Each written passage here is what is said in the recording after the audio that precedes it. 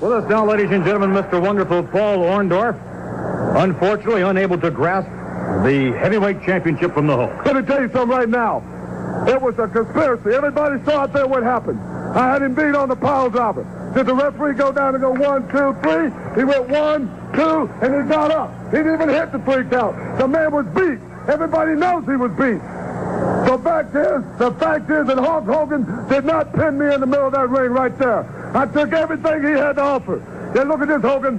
You think you're going to get away with this, brother? There'll be another time. There'll be another place, Hogan. But you didn't beat me. I had to beat a conspiracy.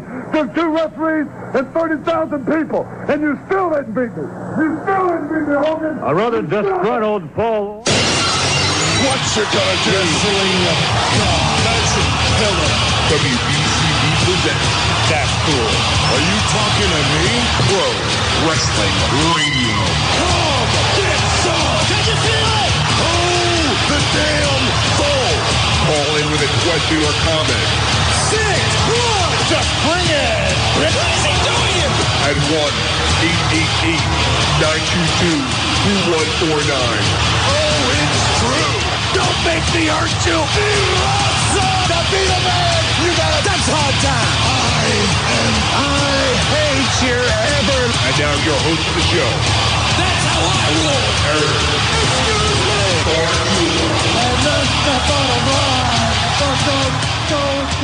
Good afternoon and welcome to a very special edition of Pro Wrestling Radio. We will be on for an extended show today up until 1:30. But for the first hour of the show, it will be a true honor as I am joined at this time by a man that gave me so much joy and so much entertainment as a fan growing up, going to the Philadelphia Spectrum every month. A man who just even up to a few weeks ago gave me enjoyment watching his tapes and DVDs from the 80s, the 90s, the 70s. One of, if not the greatest of all time. He is a Hall of Famer, Mr. Wonderful, Paul Orndorff. Paul, welcome to the show. Hey. How are you? I love that introduction. And everything you said, Eric, everything you see, you're a man that knows. And there are people out there that knows the truth.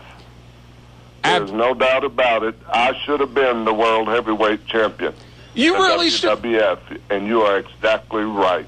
You really should have been. You know, I've been watching tapes over and over again, and you and I talked about this in setting up the interview, and I've been talking about you for the last couple of weeks here on the radio show, and just watching your matches now from a different perspective, from a mechanics perspective, from a psychology perspective, I really think that you were the greatest heel of all time. Well, I appreciate that, and people don't know the energy, the work, the blood that I put in that. I wasn't an entertainer. I tried to go out there and do it as real as it could possibly be done, better than it could be done by anybody else. None of this showboat and the golden robes and all this stuff that when you walk out and woo this and woo that. I didn't work that way. I was a street fighter, always have been when I was growing up. Played high school football, junior high football, college football scholarship, drafted by the Saints. That was the real deal. And it just goes to prove to you and to you people out there, and a lot of you other guys out there and you young people, that just because, you know, you're the best at something, you don't always get what you want. And that was very frustrating to me, to work so hard, to be in the gym, to be, you know, to have it all. Looks, I didn't have to dye my hair. I wasn't bald-headed. I wasn't fat. I mean, I should have had it. But yet, you got people, these promoters, that do the opposite because somebody stands up for what they think was right or wrong. How involved? When you? I'm sorry. Go ahead. And that's where I stood at. You know. Yeah. I was too serious, I guess. You know, it's interesting, and you just made an excellent point when you brought up the fact that you were out there fighting, and your matches, it was like watching as close to a fight as you could possibly get. Right. And I want to tell you something that one of your peers, Tito Santana, recently said about you. He recently said, I was watching an interview with Tito, and somebody had asked him about Hulk Hogan, and he said the problem with Hulk Hogan was the first time around, he didn't draw money like Bruno and Backlund did on the rematches. However, when Hogan was wrestling you guys drew so much money, and you were the best drawing opponent for Hogan because you were the only one that had the credibility where people realized and people knew you could beat him.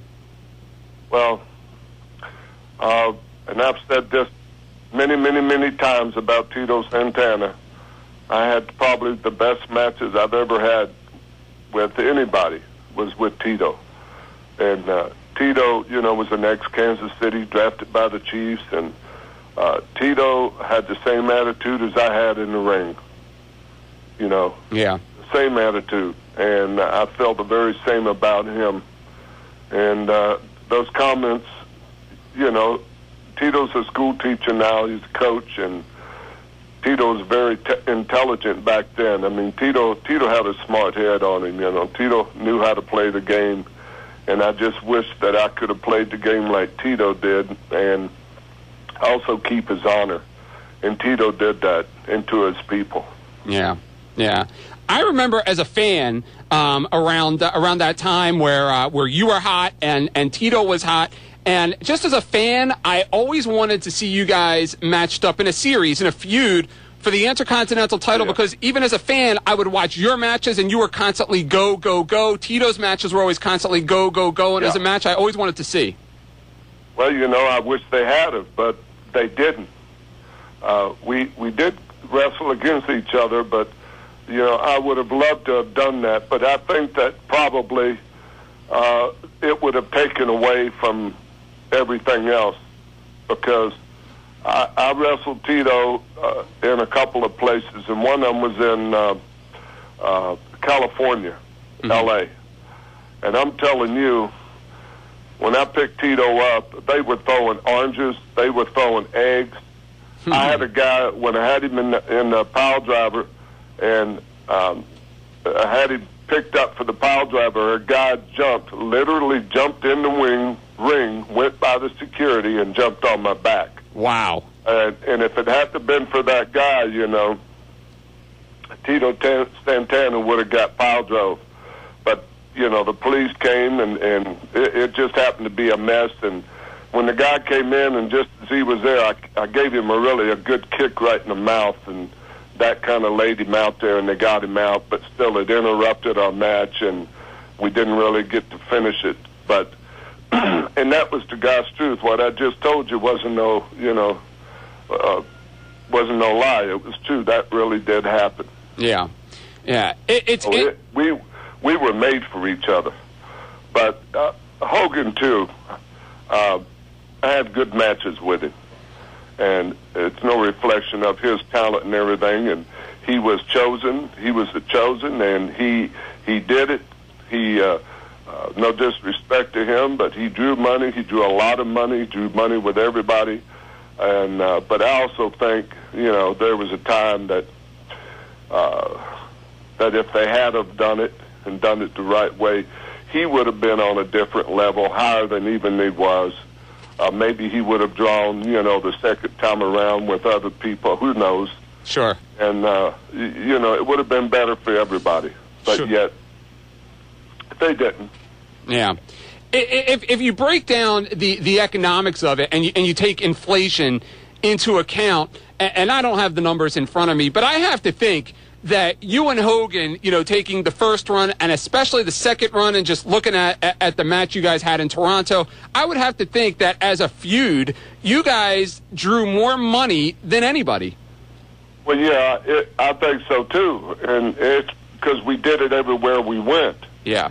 And we didn't do it the first time. The second time, you know, we drew consistently, and our matches got better, and really, I made Hogan.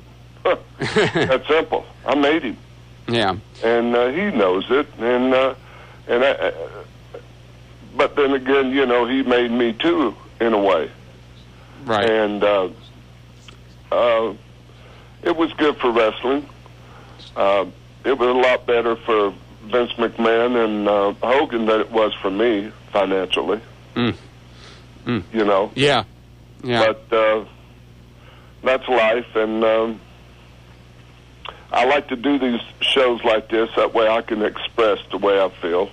Yeah. And my attitudes with some things and people. Sure. And to have somebody, Eric, as knowledgeable as you are, because I don't do this to everybody. I'll be honest with you. And just to feel your talk and the way you said and the way you approached. If you're, you know, pulling the wool over my eyes, you did a good job. But I kind of believe in the way you talk and what you said. And so therefore, that's why I honor you with doing this. Wow, well, I have chills. I have chills with you saying that. I really do, because I just have so much respect for you that, again, I put you up there as number one. And I was saying this about you before you even agreed to come on the show. So. Well, you know, I hear this from a lot of people.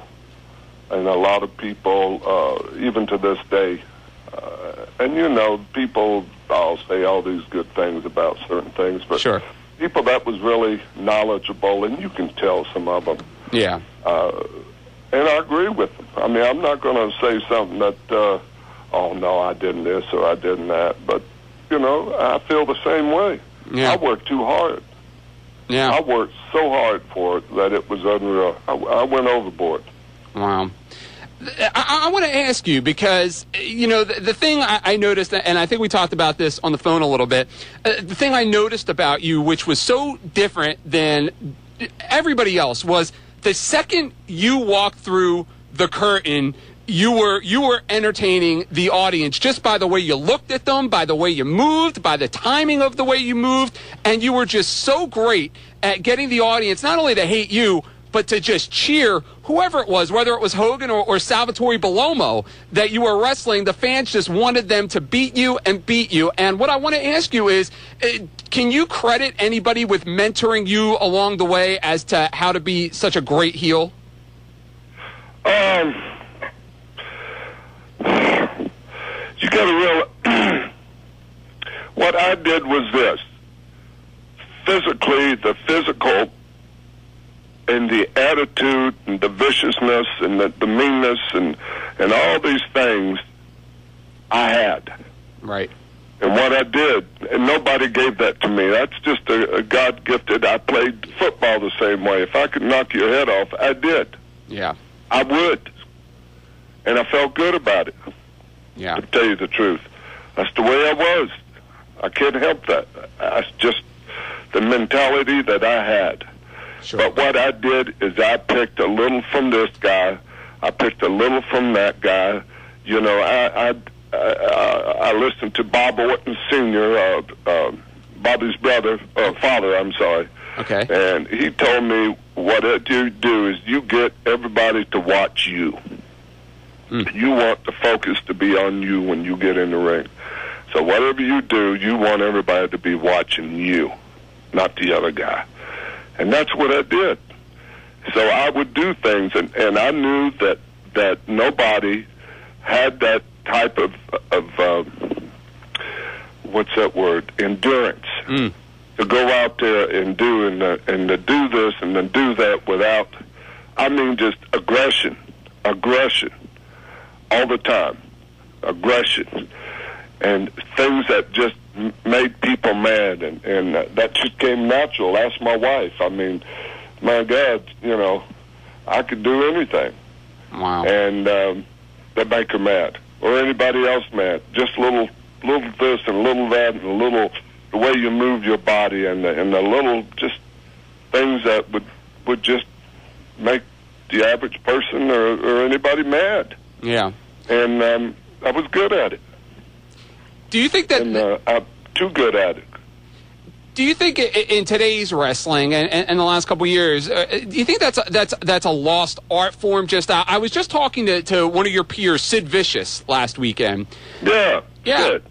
And he was telling me that he got so much throughout his career of just being able to stand there and look at a crowd and just the way that he stood and you too, and he was talking about how today the younger guys, the heels and babies, they go out there and do so much that the fans don't even get a minute to absorb a second of it. He's absolutely right. And no, listen, I don't care what generation it is, this or that. You could take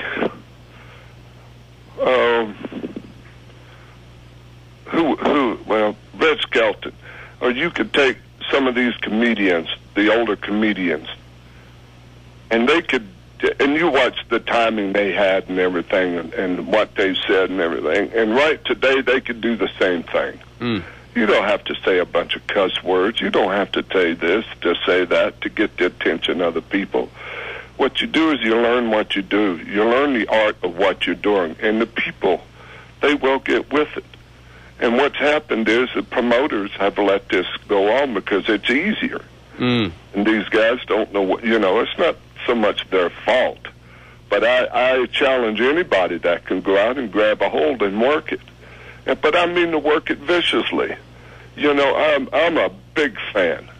I'm a big fan of mixed martial arts. I love that stuff. Yeah. And watch some of that stuff, watch it, listen, Vince better not worry about anybody else getting into the wrestling or whatever. He's got to worry about UFC, who he's got to worry about, because they are just packing them. Yeah. Packing them. And that's all they're talking about. And that's, because of all this off the ceilings and things that they're doing now, and through ladders, and this, it's just too much. And you've taken the response out of the people. They sit there and watch them do a bunch of moves, a bunch of aerial stuff, acrobatic stuff, and you're doing nothing to get them into the match, to make them mad, or to do this, or to do that really gets them into the match. You've taken them out of the match, and the only thing they applaud on is if somebody does an unreal move. Yeah. And it's crazy. Yeah. Crazy. Another one of your peers who I've had on the radio show, probably more so than just about anybody in the 9 years that I've been on the air, is Bruno Sammartino. And, I was talking to Bruno a couple of weeks ago about all the different wrestlers that he wrestled when he came out of his retirement in the mid-'80s. And you were the only one that he talked about that he had a fondness for. He said he loved wrestling you and really made a point to say good things about you. I got a lot of respect for Bruno from the day one that I met him. And he's a man that he says what he feels. Yep. And and he doesn't back up to any of these guys and promoters or whomever else. And he says what he thinks. Yeah. If it's wrong, he'll say, well, let's try this or try that. And hey, I'm all for him. And the guy drew nothing but money. Yep. He's probably the biggest name, man. Bruno Sammartino, man. He's up there with, the old boxers and the old legends there. I mean, his name is synonymous with anybody in the wrestling world. And Madison Square Garden, you think of Bruno. Yeah. I mean, and I was in awe when I worked with him. And we worked several shows, and I could not believe where was that at? Pittsburgh. I mean, sold the place out. The people rioted almost. I had to have what's the fella? The big guy. He used to wrestle, and he passed away here a number of years ago. Big John Studd? No. He worked for Vince. He was in. Oh golly, he was an agent for him. Oh. I hate that. I get lost for words. I can't think of whom I'm thinking of. But he was an agent. He had to come to the ring and get me out of the ring. Wow. And because it was getting bad because I beat his Bruno son up, and he still had it. And I had so much respect for him, and to go in there and try to. I went in there and had a good match with him. That's what I wanted to do. And that was the way I operated. I wanted to have good matches with anybody, unless they were a jerk. Right. And then I didn't. Yeah. Well, I'm going to ask if you can hang on the line. I'll take a quick break, and when we come back from the break, we'll hear another one of your classic Mr. Wonderful interviews that I could listen to all day. Thank you. Excellent. My pleasure. We are speaking to the legendary Mr. Wonderful Paul Orndorff, a true bona fide Hall of Famer. He is here with us for the entire hour, and in about 10 or 15 minutes, we will start taking calls from you, the fans out there, and you will have an opportunity, if you would care to speak to, in my opinion, the greatest heel of all time, Mr. Wonderful Paul Orndorff. My name is Eric Arjulo. You're listening to Pro Wrestling Radio in a couple of places. One, live online on WBCB1490.com, archived on my website at ProWrestlingRadio.com. On the air on WBCB 1490 AM. Here at Philadelphia at the Spectrum. Most of all, how do I look, Gene? Huh? Not looking bad. You're not looking bad. How's the robe looking, huh? Decent. Can you say that for Hogan? Look at his hair. Every time he combs his hair, it all falls out. Look at him. Look at all this hair here, huh? Wait a minute. Check it out, That's huh? a sensitive Look at his hair. subject. Look at his face. He looks like a 60-year-old man. Look at him. Look at his body. It's flabby. Oh. Everything about him is fake. Everything. He don't deserve that belt. He doesn't deserve to be the world's heavyweight champion. Mr. Wonderful should have that belt. Mr. Wonderful is going to have that belt. Because you know something, Hogan? You're not that big, brother, that I can't just pick you up and drop you right on your head and be about 8 inches shorter, Hogan. I don't like you. I never have liked you, Hogan. There's nothing about you that I like. And I want one thing that you got, my man. And I'm going to do every damn thing within my will to get it. And I don't care if I got to. Don't you tell me what to say. Don't you tell me nothing what to say. And the first sign that I see out there, that says Paul on it, Hogan, you're going to pay deeply. Because I want that belt. And what Mr. Wonderful wants, he gets. And now back to more Pro Wrestling Radio. And your host of the show, Eric Arjulo. Welcome back to a very special edition of Pro Wrestling Radio. And you just heard him, and you can hear him live. And again, it is an honor to be joined by Mr. Wonderful Paul Orndorff. Paul, I have to ask you a question. Did you get in trouble for making a comment about the hair? Get in trouble? I always heard stories. Get in trouble with?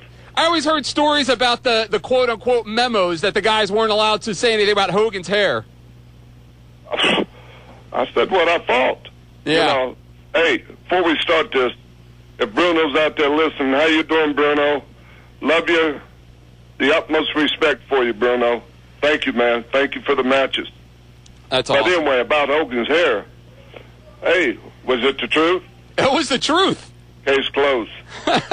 What happened at you made the news after the Hall of Fame for not shaking Hogan's hand? Was there something behind that? I never cared for him. Yeah. I don't hate him. There's very few people I hate. The older you get, you let that go.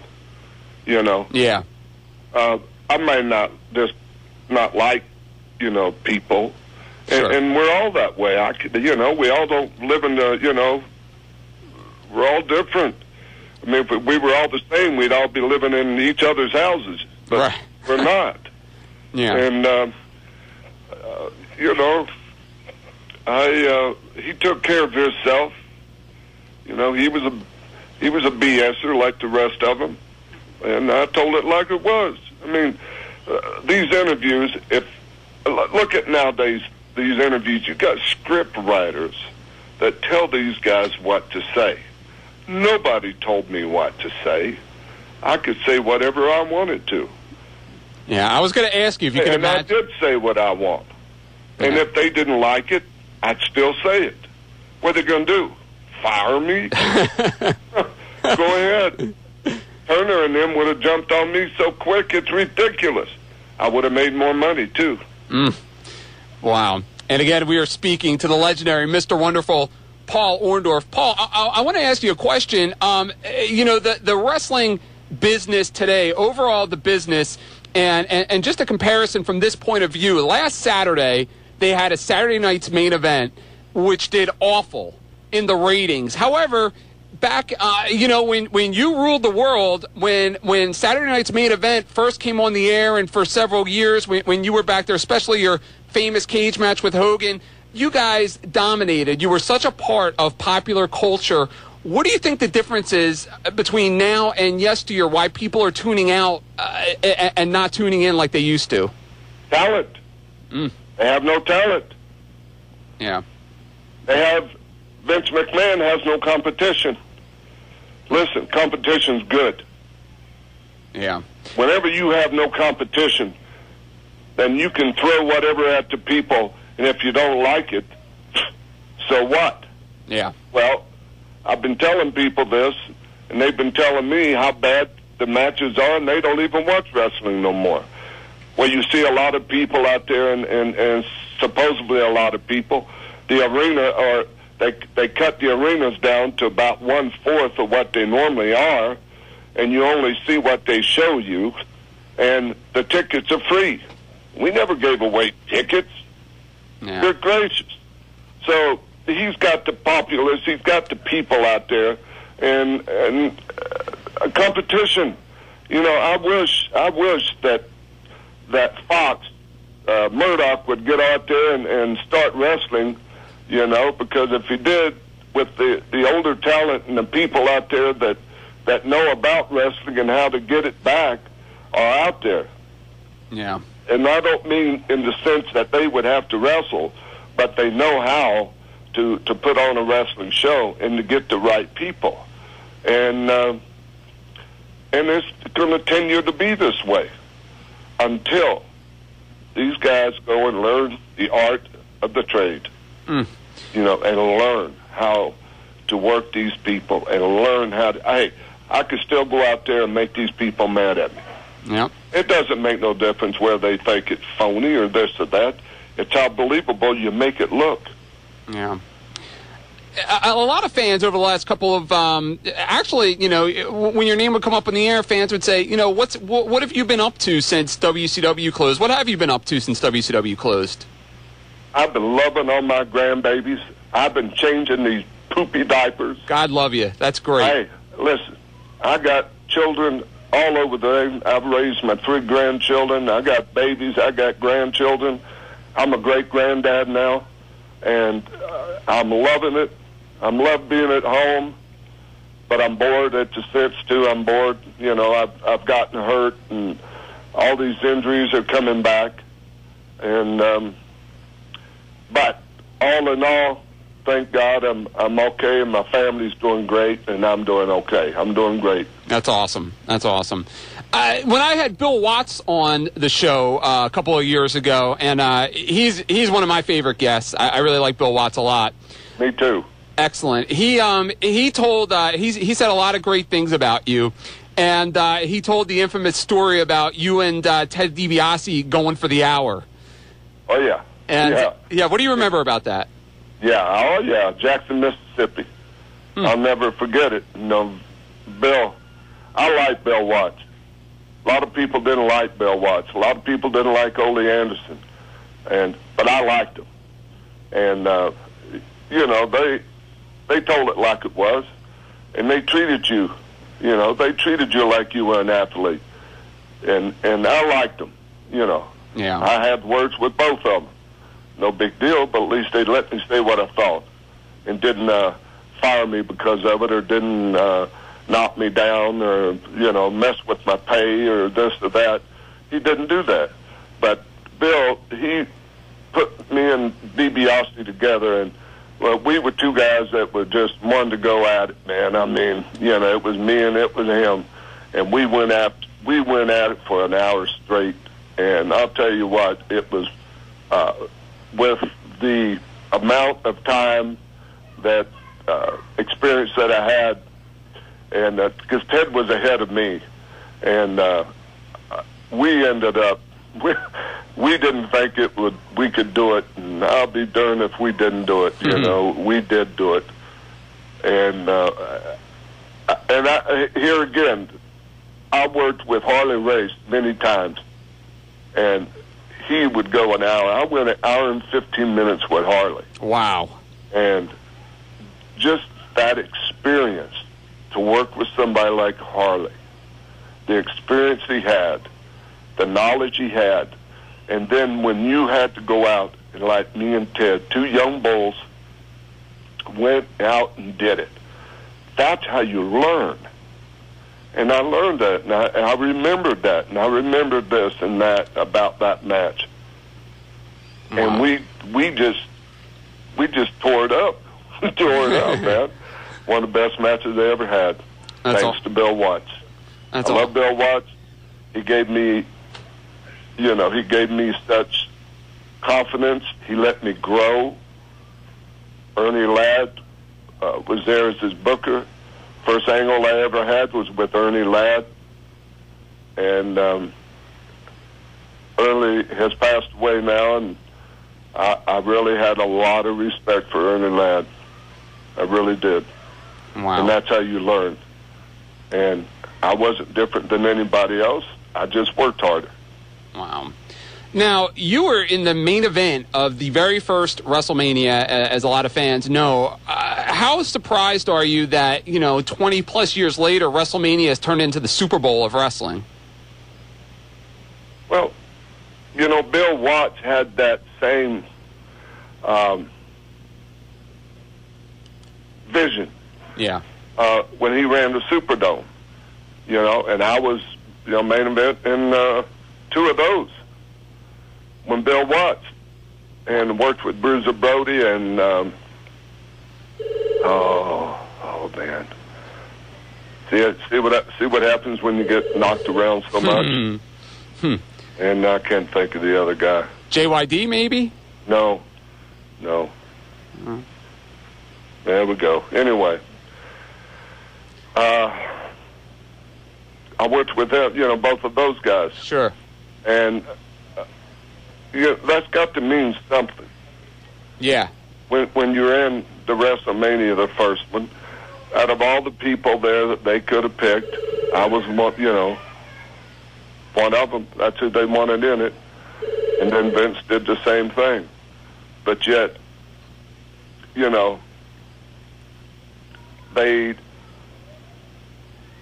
I don't even need to get into this, that with them, because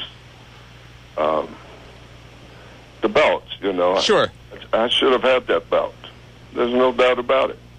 I think there was a lot of money left on the table, by you not having it. Right.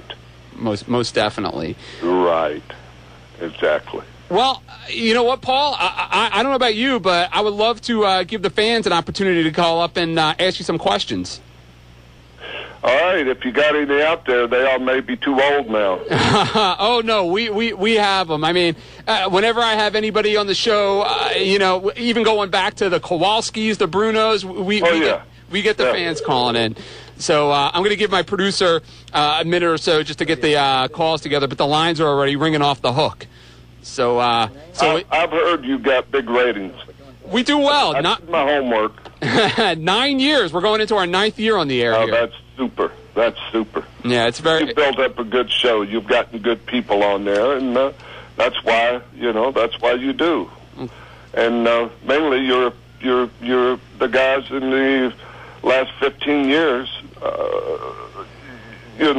our style and everything, it lined up with the people, and it was probably one of the golden years of wrestling. Yeah, absolutely. I mean, it was just to grow up when I did watching wrestling. I'm in my 30s. I mean, yeah. I got the best of it. I got wrestling at its best, I think. And not only that, you got the party, and I'm not cutting down none of the older guys that was in the 50s and 60s or whatever. There's nothing about that. But it just each generation is different, and back then they were as we are in our generation. Yep. And we just had a bunch of guys, a bunch of really, really good workers and guys that wanted to make money in that era. Yeah. You know, the end of the 70s and then the 80s and the beginning of the 90s somewhat. Yeah. All right, well, we're going to go to the phones, and I'm going to ask the fans and listeners when you call in, just to keep things moving. When you come on the air, say hello to Mr. Wonderful, ask your questions, and then if you could hang up, and then we'll get into a response on the air, and that way we can get as many fans and listeners in as possible. We're going to go to Michigan for our first call. Scott from Michigan is on hold. Scott, you're on the air with Mr. Wonderful. Hey, Mr. Wonderful, how you doing? Hey, Scott, what's up, brother? Hey, how you doing, sir? It's an honor to talk to you. Living in your world, man. All right. Give my question now. You talked about the scripted interviews before as a big problem in the wrestling business today. What do you think about the business becoming like a body business, so to speak, where everybody's a bodybuilder now? And of course, you had a good cosmetic look, but you were talented with the fans, and you could read fans, and you were very charismatic in your interviews. But most of these bodybuilders aren't. I mean, what is your take on the problem with all these wrestlers coming in now, being not athletic, but just being big bodybuilder-like guys? All right, thanks, what Scott. he's trying to do is to get the people to look. You know, it's a shock. It's kind of a shock thing, you know. Man, this guy's got a great body, you know, and that's what he's doing. They either got great bodies with hair, or they got great bodies with no hair, or they got great bodies with tattoos, or they got good bodies with no tattoos. So, and that's what they're trying to do, is to get your to catch your look, to get your look, to look at this person that has a great body with no talent. And that's because that's all that they can do. I mean, you know what I'm saying? That we had characters. We had King Kong Bundy. We had Andre. We had people that were in character. John Studd. You know, we had all these different characters that are all different body types and everything. But you can't have everybody with a great body. It just doesn't mix. It's like oil and water. It don't mix. And people know that. I mean, you know, it's okay to have some, but everybody? Nah. You know, it's so great to hear you say that, because I've said that a lot, that it's almost, when you watch the television nowadays, it's like you're watching a factory. You know, everybody looks exactly the same, does the same thing, same haircut, and there's no Kamalas, Bundys, Andres. Right. Exactly. Yep. Keep going, brother. I'm with you. Yep. I can't remember what I'm thinking half the time, so you say it for me and I'll agree. How's that? That works. All right. Well, I want to thank Scott for checking in from Michigan, and we'll go locally here to Fairless Hills, Pennsylvania. And Vince, you're on the air with Mr. Wonderful, Paul Orndorff. Thank you for taking my phone, Clark, and hello, Mr. Wonderful. Hey, Mr. Wonderful. Vince, put your phone on. I can't hear you real good. Vince. Paul's got a question for you. I'm sorry. Go ahead, sir. It's hard to hear you. If you can't hear him, I'll repeat his question for you. Okay. Okay, Mr. Wonderful, besides his athletic build, you also had a nice tan and a robe. I think you were Ric Flair before he was Ric Flair. Well, no. Yeah, exactly. Yeah, okay, it just registered. Yeah, I never took nothing from him. To me, first of all, I always had tans, man. I'm from Florida. I'm not from Minnesota. And I'm from Florida. I always took care of myself. I trained every day. I laid out in the sun. I worked in the sun. I dug ditches. I did whatever I had to do to make a living. And that's why I had my tan. And the robe, I've always wanted to get a robe, and I couldn't afford one. And then finally the day came that I had Olivia Walker, Mr. Wrestling 2's wife, made my robe. And that's when I had my robe, and it wasn't real fancy. It had a few little glitters and this on, but I had the body to back it up, and that's what made that. That's what made it work for me, Vince. Is that the body backed it up, and I could back it all up with the attitude and the the meanness and all that goes with it, and that's why it worked really good for me. You can have a body, you can have a robe and no body, and it's a joke. Yeah. So, with me, I could say it like it was, and it wasn't a joke. Everything I said was true. And I want to say something about the robe. First of all, let me give the phone numbers out. I should have done that earlier for the people that want to call in.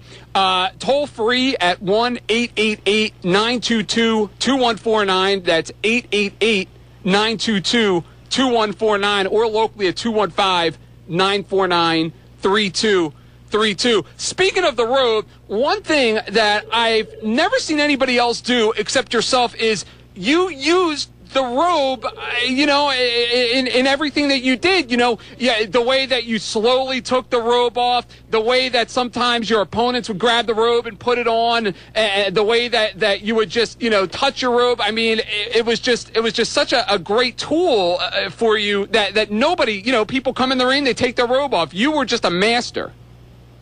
Well, yeah, you're right. I was a master. And, but that's because I watched everybody else and I wanted to be different. I wanted to be different. I wanted to be different in the ring, what I done, what I said, and how I went about doing my job. And that's it.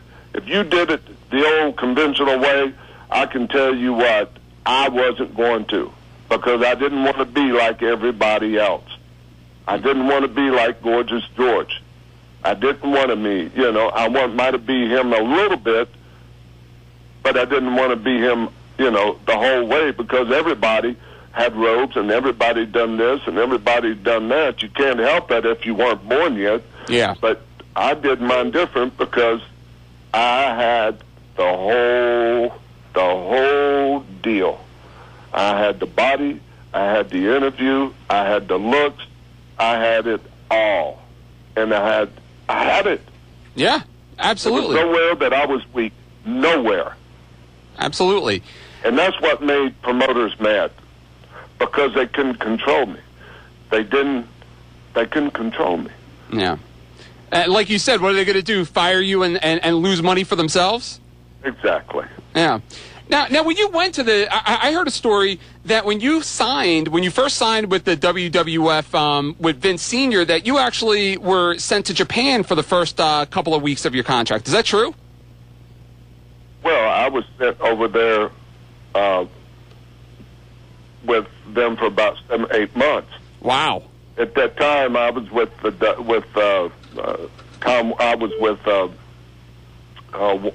Turner.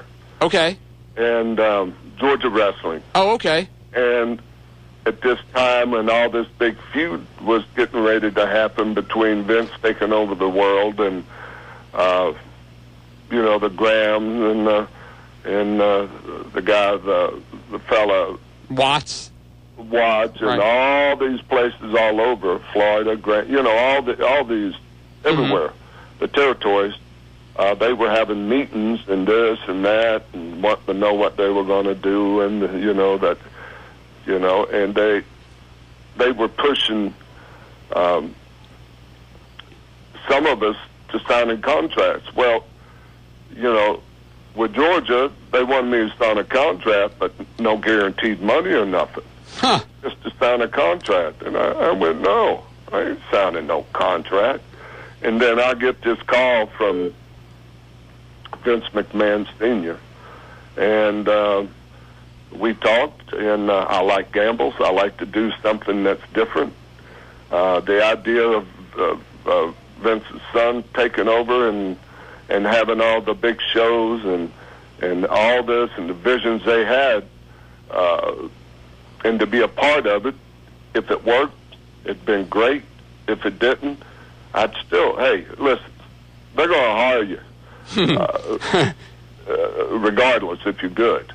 Right. And of course I might have been blackballed, I don't know, but I know this, that I would have still had a job up there in New York, because Vince had such a stronghold up there, and there was nobody going to take that territory away. He was just too strong politically and everything else. So I knew that I thought it was a win-win. It was a gamble, me leaving the South, but I did. And he said, I'll send you to Japan until we start up. And in agreement, he guaranteed I'd make more money than you've ever made. And he guaranteed it. And I did it. Wow. And that's what happened. Wow. All right, he kept his word. Excellent. We are going to go back to the phones as Steve from Bristol is waiting to talk to Mr. Wonderful Paul Orndorff. Steve, you're on the air with Paul Orndorff. Hello, Steve. Oops. Doing the power stuff. Oops. Can you start over again? Being the trainer for WCW with Sean O'Hare, Stasiak, young guys. What did you think of what Vince did to them when they got up to his company? That's a great question, actually. I can't tell you a lot because I don't watch it anymore. I know he did use them there for a while, but I can tell you that they had talent. They had good talent.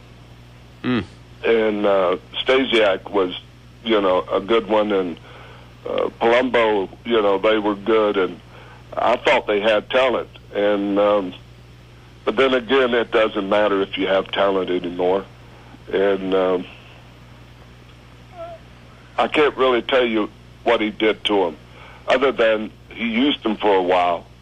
Then after that, I guess he got rid of them. And that's about all I know. I'm sorry, but I just don't watch it.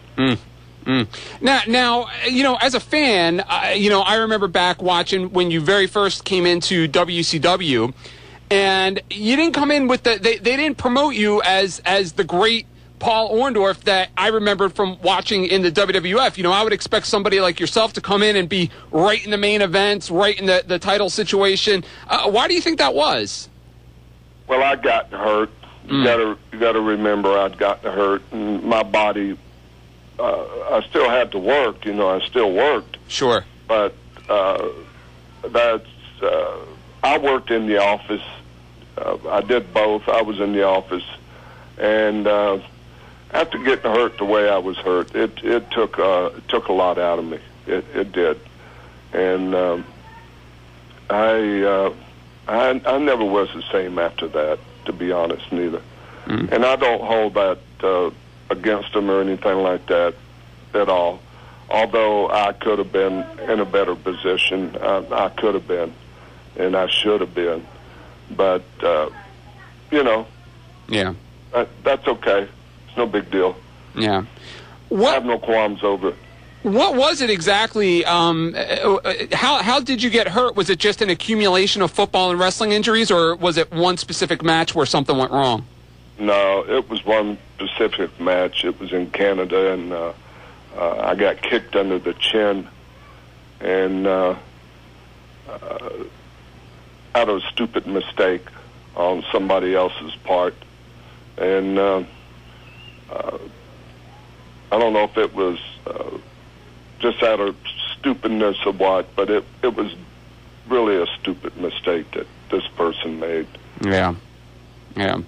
Now, one of the stories that you're infamous for outside of the ring is the fight you had with Vader, and what do you remember about that and how that all went down? The last thing I remember, I was kicking him in the face with my flip-flops on, and it hurt. Wasn't it true? Who was it? Was it Ming or Haku that had to pull you off? Yep. Yeah. Wow. Well, they had a lot of people there, but one of those unfortunate things that happened, and the only thing I'm thankful for is that if my body wasn't hurt and I didn't have all the nerve damage on my right, God knows I might be in jail for killing him. Wow. But I ain't taking nothing off for nobody, I don't. And I'm not saying I'm the baddest man in the world, but I'm going to fight you. Yeah. And that's what happened. He sucker punched me, and we went at it. And it was a real deal. Wow. Yep. We're going to go. It is, though. Yep. It's the way it happens sometimes. Wow. We're going to go back to the phones. The Rat Boy is on the phone. Rat, you're on the air with Mr. Wonderful Paul Orndorff. Hello, Paul. Hey, man.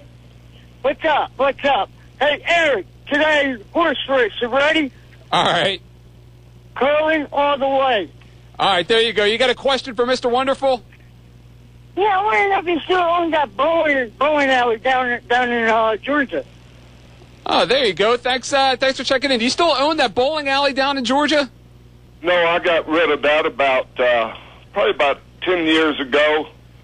And I don't know. It was doing great and everything. I just got away from it. I didn't want the headaches. And, I'm a pretty simple guy. And it was more headaches than I wanted to put up with. And I ended up selling them. I had 2 of them and got rid of both of them. Wow. But I had a good time and had a lot of people at Vander Holyfield and used to come and bowl with me all the time. I had a lot of basketball players that played for Atlanta, the Hawks. Sure. Came and played football players. I had a bunch of people there, and I had a good place. No alcohol or anything, and I had a lot of churches come in there, and I just had a good place, good family place. Awesome. It did real well. Awesome. Well, Paul, I can't believe it. I'm looking up at the clock, and it's just about 1 o'clock. It seems like I just started this interview 2 minutes ago. I mean, talk about a fast hour. Well, we need to do it again, Eric. Oh, my goodness, it would be an honor. I would love to have you back on the show.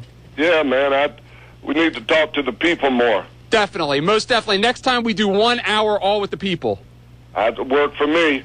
Excellent. Well, Paul, it really has truly been an honor having you on the show. We'll talk, and I'd love to get you back on in a few weeks. And it's truly an honor and a pleasure.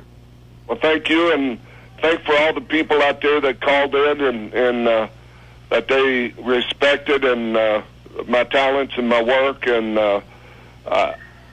listen, if it hadn't have been for them, I wouldn't have been nothing. And I truly mean that. That's why I work so hard in the ring, so they got their money's worth. Wow. Well, you're the best. You're the best, and I wish you nothing but the best, and we'll definitely have you back soon. God bless you and everybody else out there. Thank you, sir. Bye-bye. Take care. The legendary Mr. Wonderful Paul Orndorff. Wow, that was a fast hour. I mean, truly fast. I have a whole sheet of questions that I have yet to get to, but we'll definitely have him back, and we'll have him back for the whole entire hour. Just what a true honor. The good news is I am on the air until 1:30 today. So what I'm going to do is I'm going to take a quick break at 1 o'clock for the news, and when we come back from the news, I'll take your calls, and we'll talk about Paul Orndorff. We'll talk about all the latest news and all that good stuff. I know Ted's on hold. If you want to hang in there, I'll bring you on right after the break. And the phones are ringing, and we'll have a good time up until 1:30 today. There's a lot to talk about, and we'll hear more Paul Orndorff interviews and promos in the next half of the show as well.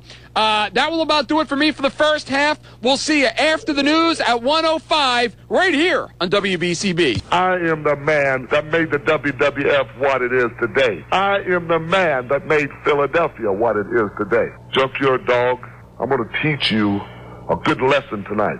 I'm going to teach you what the old Mr. Wonderful is all about. All you are is just an obstacle in my way. You might as well learn to like the fact that Hulk Hogan isn't going to be your world's heavyweight champion. That the Junkyard Dog is just another piece of meat out there. That's all he is. Just another piece of overcooked meat. And I'm going to show you people out there exactly what I'm talking about. But I'm really going to show you people out there something a little different. The old Mr. Wonderful is back. What you gonna do? Wrestling God. WBCB presents. That's cool. Are you talking to me? Pro Wrestling Radio. Come get some. Can you feel it? Oh, the damn phone. Call in with a question or comment. 6-1. Just bring it. What is he doing? At 1-888-922-2149. Oh, it's true. Don't make me hurt you. Be awesome. To be the man, you got a dance hard time. I hate your ever. And now your host of the show, That's how I roll. And that's the bottom line. All right, welcome to part 2 of Pro Wrestling Radio on this very special Saturday. I will be taking your calls up until 1:30, and then at that time I will turn the reins over to my man, Bill Melody. Let me give the numbers. I'll throw some topics out there. 1-888-922-2149. Again, 1-888-922-2149 to get in on the radio show. And, wow, what a first show. What a first hour with Mr. Wonderful Paul Orndorff. I mean, I just really love that guy. That guy is just the greatest in and out of the ring. And what a true honor and a pleasure. And for anybody that tried to get in with a question for Mr. Wonderful, I will definitely have him back on the air. And the great news is he is just the start of a summer-long series of interviews. We're going to kick things off. We kicked it off today. Over the next several weeks, I'm going to have more guests on the show. Tentatively scheduled next Saturday, Psycho Sid Vicious. Although I'm not going to call him Psycho. Former WWE and WCW World Heavyweight Champion Sid Vicious, one of the most controversial figures in the sport of professional wrestling. Tentatively scheduled next Saturday. I have a couple of other backups, if not. Over the next couple of weeks, Greg Valentine, Bruno Sammartino, Bobby Heenan. And I want to ask you out there if there's somebody from the past that you would love to hear come on Pro Wrestling Radio. Give me some ideas for some guests out there, and I'll try and make it happen. We could talk about the draft this coming Monday. It's a big, big day for the WWE. They're going to try and shake things up, and this year's draft definitely doesn't have the kind of luster that past year's drafts have had, but this coming Monday is the draft. We can also continue to talk about UFC 71. How about Brock Lesnar and his impressive mixed martial arts debut?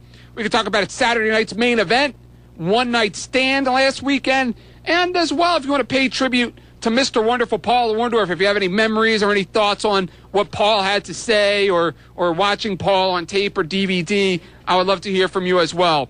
So without any further ado, let's go back to the phones. Ted from Virginia is on hold. Ted, how are you? Hey, what's going on, Eric? Not too much. Well, Ted, I finally got you on first. Unfortunately, it's in the second half of the show. Yeah, I had called in earlier because, like I said, I grew up watching Paul Orndorff when he was over at Georgia Championship Wrestling. He was right in your neck of the woods there. No, I used to watch Paul Orndorff. I had his autograph. I remember him wrestle Mad Dog Buzz Sawyer. Wow. Wow. Paul Orndorff is, like I said, top quality. And, if you really look at it, he was a smaller version of Hulk Hogan, but with way more athleticism, skill, and legitimate, athletic pedigree, because Paul Orndorff played football. Yes. I just thought that, he was just one of those, and he was good on the stick and everything. But I think I wanted to ask him, because I wasn't able to hear the show because I'm away from my computer, but whatever happened with Paul Orndorff's arm? Because I think that's what really kind of hurt him afterwards, because he had the physique and everything else there. That's just a real quick question. Well, you're absolutely right, and we did talk about that, actually. And, and he and I, we talked a little bit about it over the phone and setting up the interview, and that he had said when he left and came into WCW, by that time, he was already hurt, and he was just kind of winding down his career at that point. And he said that it came from an accident in a match, and he said it was in Canada. I forget the town. He just said it about 10, 15 minutes ago. He said somebody, I know the name, but since he didn't drop the name, out of respect, I'll keep it quiet. But somebody kicked him in the chin, he said, and he thinks it was out of carelessness or whatever. And at that point in time, that was the injury that kind of atrophied his arm and hurt his neck for the remainder of his career. Yeah, because, like I said, that was a guy who had, world champion like Barry Windham or somebody like that written all over him. But Brock Lesnar, though, yes. Why do you think that's not getting as much press as it should? Because the guy, first of all, because I think the show itself really didn't translate into mainstream media as UFC does. And I think his opponent, the change in opponent at the last minute and his opponent not being somewhat of a name, I don't think people really care. Yeah, that's how I kind of looked at it, too. But the thing about it, though, I saw it. Brock looked good. Brock is legitimate. And right now, there's nobody in WWE that I would want to see in a ring more than Brock Lesnar. Can you compare John Cena to Brock Lesnar? Oh, not at all. And see, and that's the thing, and Vince knows it. Brock Lesnar has so much, the mainstream follows Brock Lesnar, and I just think that, if the other organization could get him, it would be good. But I really want Brock to train because I don't want him to end up being, that Bart Gunn and end up getting this clock cleaned by somebody. Right. And, the thing about Brock is I'm really curious to see. I think that was a great opponent for him for his first match because, they didn't go overboard by putting somebody. I think he would have had a harder time with his original opponent. His original opponent could have beat him. His original opponent, has taken out, a couple of wrestlers. Yes. So this guy is not, is no joke. And so, but I think Brock has that, like I said, that athleticism, that speed, and he's monstrous strong. So I'm really looking at him in, to do some good things. And just like Big Papa Pump, I was wondering what's up with that, the thing on his chest, that tattoo. Yeah, it's interesting, huh? Oh, wait a minute. I want to ask you this, though, and this just popped in my head. Finishing up on Brock Lesnar, after watching him last Saturday actually doing it in the MMA world, how quick do you think a match between him and Kurt Angle would end?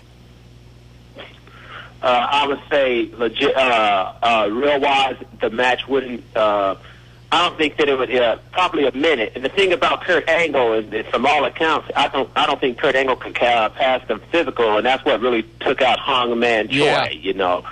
Something's wrong with Kurt Angle, and when that happens, I think, Eric, you're going to have a show dedicated to it because Vince didn't let him go for no reason. Exactly. Like Paul Orndorff, but Paul Orndorff was just saying, all the problems that he had with promoters, back in his day, he said they wouldn't fire him because, he was drawing money. And the same thing for Kurt Angle. So for him to let Kurt Angle go, at such a value to him, there's definitely way more to that than meets the eye. It is way more than it, and the thing about it is like today, Paul Orndorff would have been at Dr. James Andrews' office, just like Hunter and all these guys. Yeah. And Kurt Angle, he has that money, and Kurt Angle is able to mask what happened to him. But at the same point in time, something has happened to Kurt Angle, and I just don't know, what it is. They're not disclosing it. They're letting the man go off on his merry way. But I see that as something that, Eric, you're gonna have. I don't want to have no premonition, but I think something bad could happen there because the man cannot get on with a second life. And moving on to that, I would love for you to have Hitman Hart. Ah, that's a good one. I had him back 7 years ago. I had him on. As a matter of fact, I think I'm going to see him at a convention in Jersey, so I'm going to try and put that together. Yeah, that guy is, he's always, a class act. And when you look back at wrestling, because that's a good thing about history and everything, when you look back and you watch Bret Hart's matches versus Kurt Hennig and all of that, this is a guy who can really, really go. And I think that's one of the problems with John Cena to this day is that John Cena cannot have that kind of match with someone. He can have it with a Shawn Michaels, but the thing about it is that if a person watches wrestling enough, like me and you, Eric, you can see when someone is being carried, and that's what's happening with him. Oh, sure. There are guys, Bret Hart can go out there and have a great match with anybody. You can't say that about John Cena. You cannot say that about John Cena. But another person that I used to get on, but I'm going to give him his props, I wouldn't be a man if I didn't, is doggone Batista been mailing in some good performances. You know what? You are absolutely right. And he's been doing it rather quietly. The series with Undertaker and the series with Edge, he's really turned it up quite a few notches, I think. Oh, no, most definitely, really, super, a lot of notches. And, I think that what I would really like to see with him right now, but I don't know why they're not doing it, is, this is an insider question, Eric, but why don't they have him going after Mark Henry? Who, Batista? Yeah. I don't know. I wish I had an insider answer. I really don't know. Because wasn't his injury caused against Mark Henry?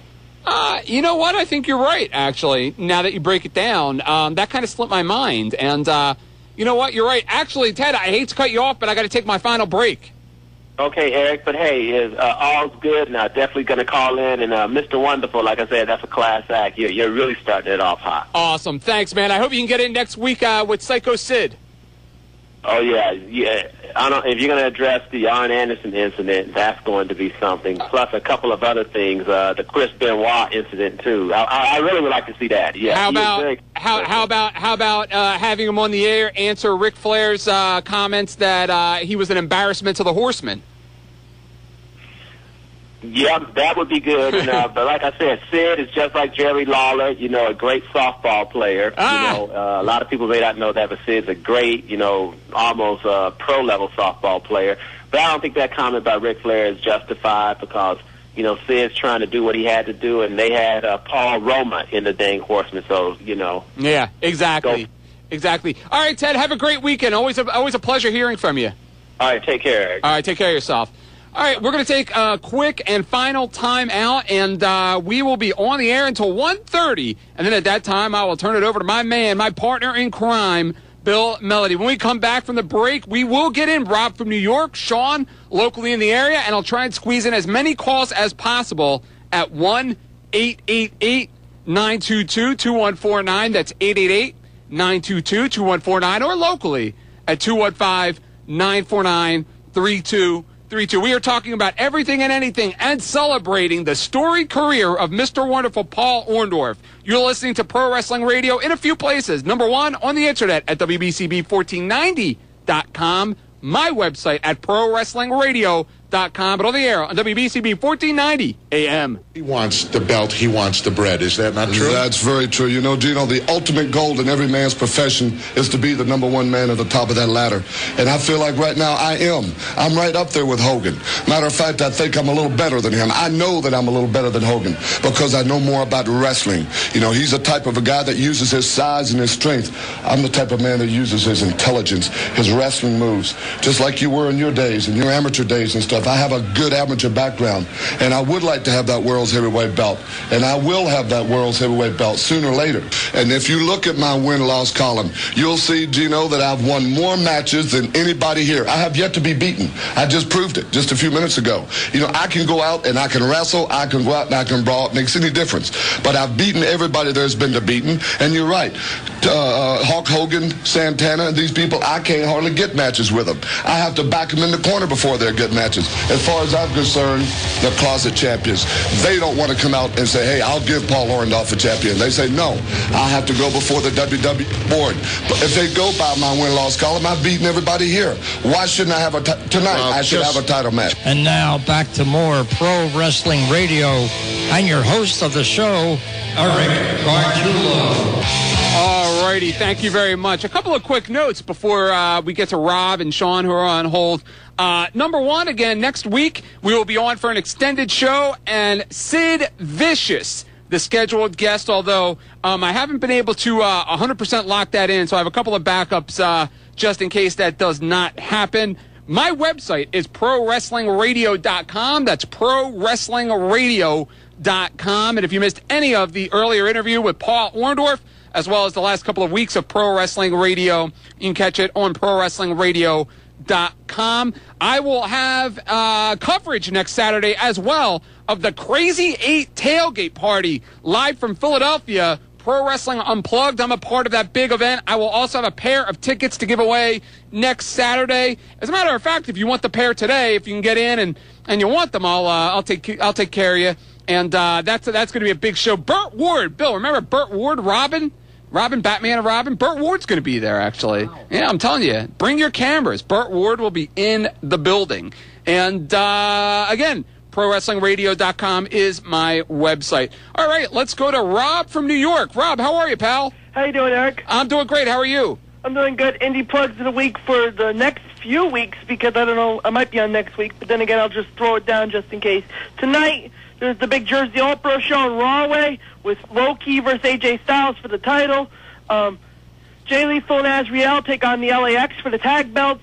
Samoa Joe, Arcadia, Grim Reaper, B-Boy, Eddie Kingston, Slick Wagoner Brown, they'll all be there. Next week, I'll give you the indie plug of the week. I'm giving it to PWU. That's going to be a loaded show. Yeah, it's going to be exciting. I really want to go to it, but the only problem is I don't got a ride. I was going to say... upstate New York, and if I did get a ride, I'd only be good for the tailgate party. I couldn't stay for the whole show. No, I was going to say, if you can get down there, I'll hook you up with tickets. I'll try. I mean, the thing is, like, I'm fighting temptation because I got, of course, Jersey. Yeah. I'm going to Jersey in 3 weeks.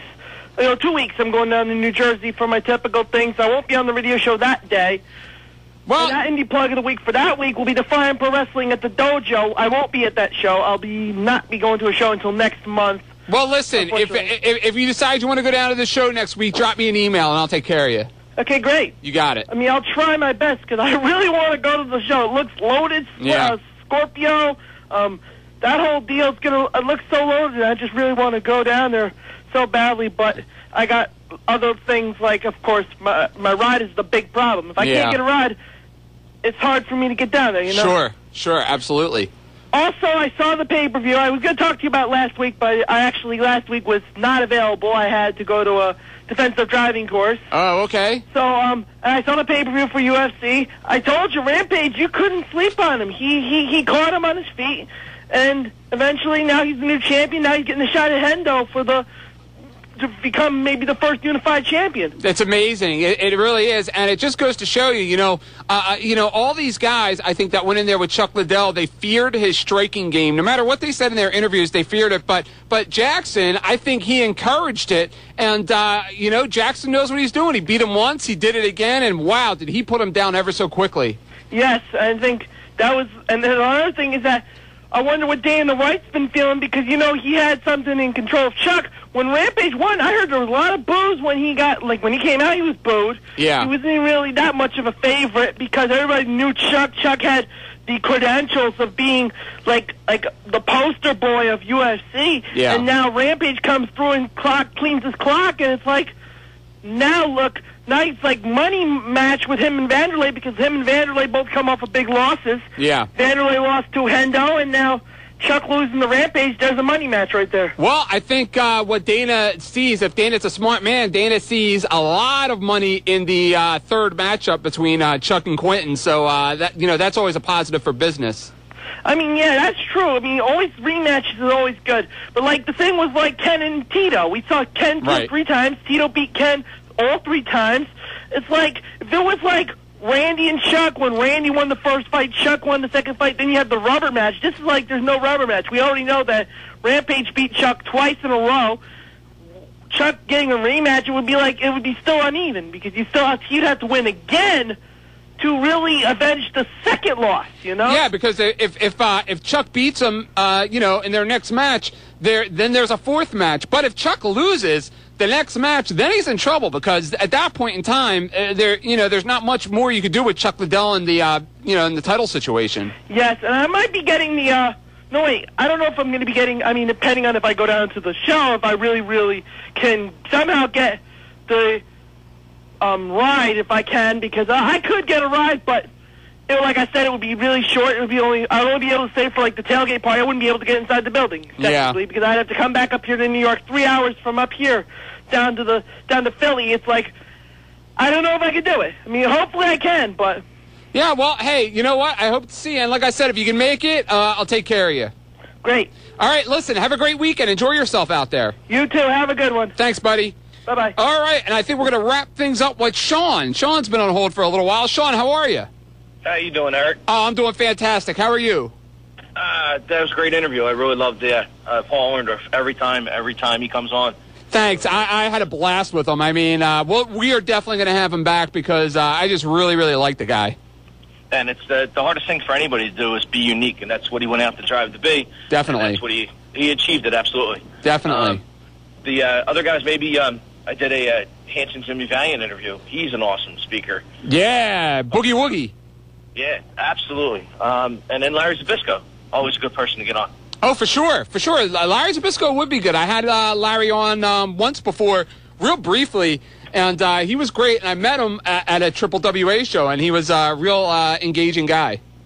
Well, it's going to be a Triple WA show at the end of the month. Him, Samoa Joe, and AJ Styles. Wow. Big bucks right there. Yeah, absolutely. I can't wait to call that one. Oh, man. Enjoy yourself. That's absolutely the hardest thing, is to be unique. It's tough to find your way in this world, and to be unique and come off like Paul Orndorff did. It's just something special. Definitely, definitely. Listen, I'm up against the clock here, so I got to run, but hopefully you can get in next week. All right, check out the WorldWideWrestlingAlliance.com. All right, take care, buddy.